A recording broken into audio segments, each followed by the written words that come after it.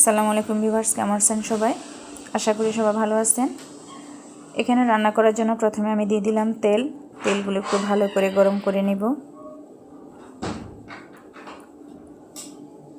বিশেষ করে এই কয়েকদিন গ্যাসে বিশেষ করে অনেক সমস্যা দেখা দিচ্ছে, তাই সকাল সকাল রান্না করতে হয়।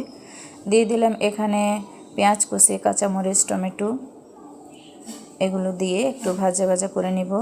সামান্য লবণও দিয়ে দিলাম, রসুন পেস্ট দিয়ে দিলাম। এগুলো আর একটু ভালো করে ভেজে নেব। এরপর এখানে দিয়ে দিলাম কিছু জিরা বাটা, হলুদের গুঁড়া, মরিচের গুঁড়া দিয়ে দিলাম। ভালো করে একটু ভেজে নিব, মশলাগুলো কষিয়ে নিব। সামান্য পানি দিলাম।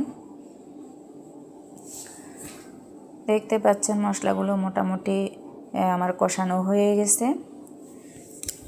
এখন আমি দিয়ে দিলাম মাছের পিসগুলো দিয়ে ভালোভাবে কষিয়ে নিব। সামান্য পানি দিয়ে এবার ভালোভাবে কষাবো।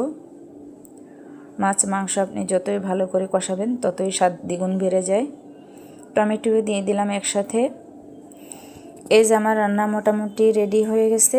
এখানে দেখতেই পাচ্ছেন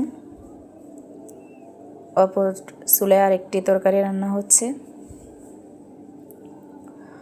মোটামুটি হয়ে আসছে আমার এই তরকারিটা। কালারটাও মাশাআল্লাহ অনেক সুন্দর আসছে।